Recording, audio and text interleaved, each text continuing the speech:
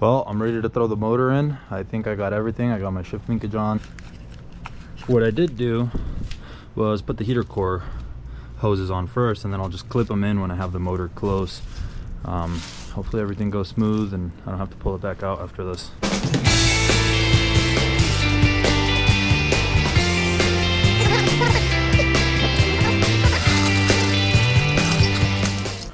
Go ahead and put the chain that I put on.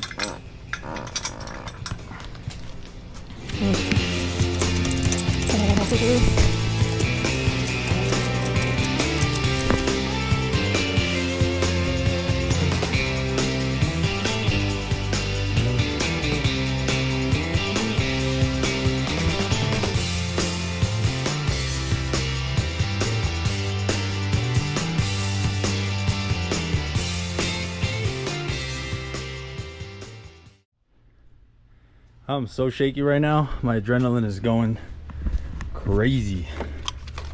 Making sure I don't break anything and just being super careful. I'm at the point where I can start putting on my heater core hoses.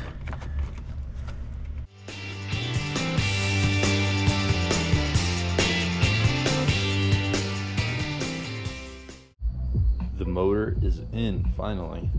Everything's settled in. I went ahead and tied my motor mounts both sides.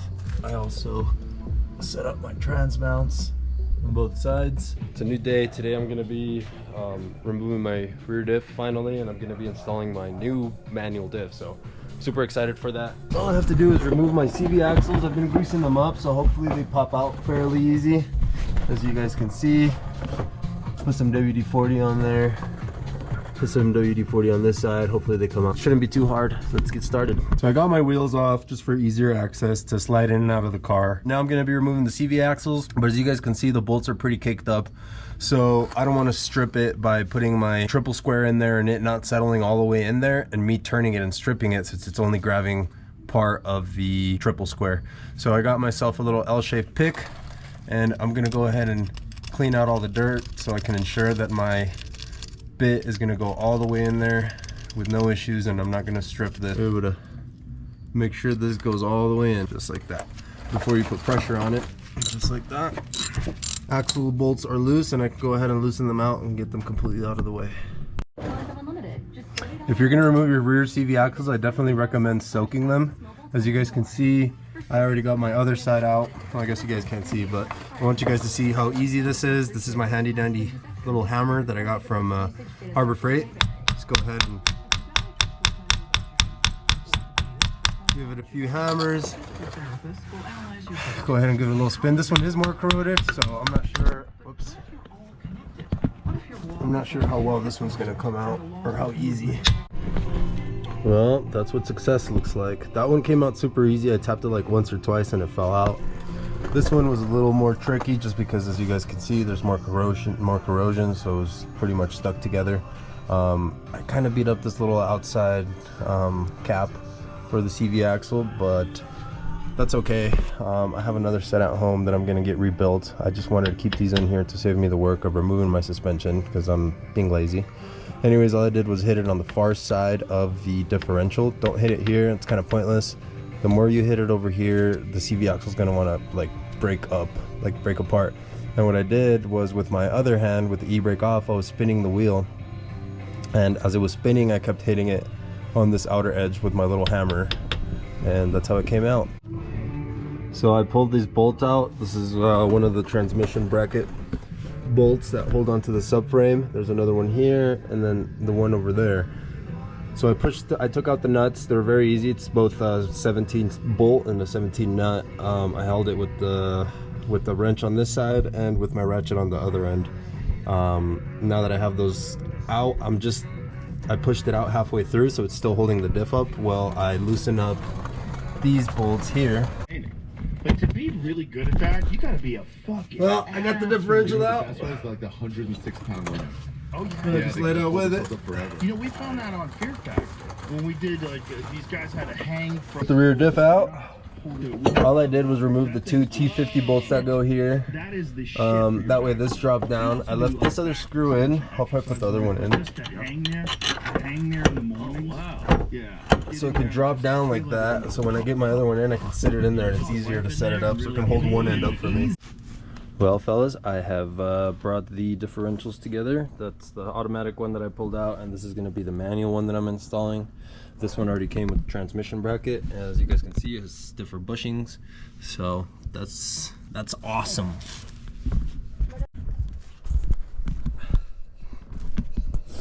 Well, fellas, it's time to roll. I'm ready to roll, rock and roll. The bracket on the differential. Now we're gonna put it in there. I'm a strong, independent man in need of no woman, so I put my purse aside and put this differential on my little bird chest. Now I'm ready to roll myself in there with the. Remember I told you guys that I was gonna leave that bracket on up there? This is why. So I could do it like the strong, independent man that I am, in need of no man. So now that I've set it up over there, I can focus on lifting it up here. You gotta do one side higher. I don't know why this goddamn bushing ain't clear.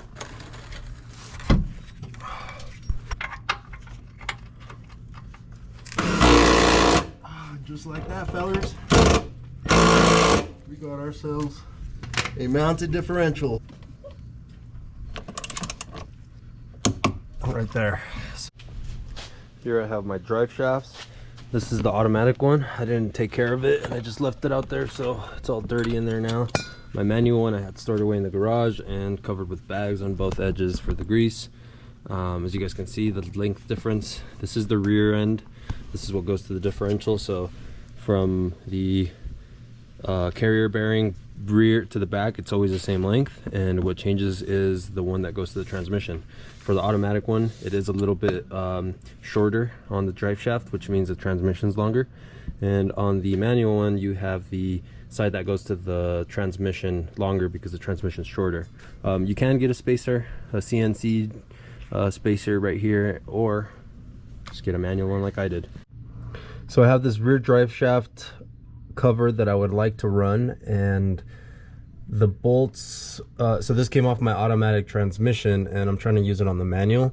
This came off of the auto, obviously, and the bolts just aren't long enough. So what I did was I ran to AutoZone and got myself M8 by 1.25 by 80 millimeters long. One of my rear axle boot clamps was actually broken off. As you guys can see, this one just came off. It was loose, wasn't really holding much in. So I had to run to the local parts store to go pick up a new clamp. I bought a set of CV boot clamps, and the smaller diameter worked for this one. I already put it in there just by hand. You just have to clip it onto one of those little clips. And then I did also buy these a while back. There's some CV boot clamp pliers. You just grab the two edges here and squeeze them together, I believe. Also picked up some clamps for my lobster claws. I had the OEM ones that I had to cut off, so I have to get some replacement ones. This doesn't really hold any boost, or it doesn't hold any boost at all, so I wasn't worried about what clamps to put on there.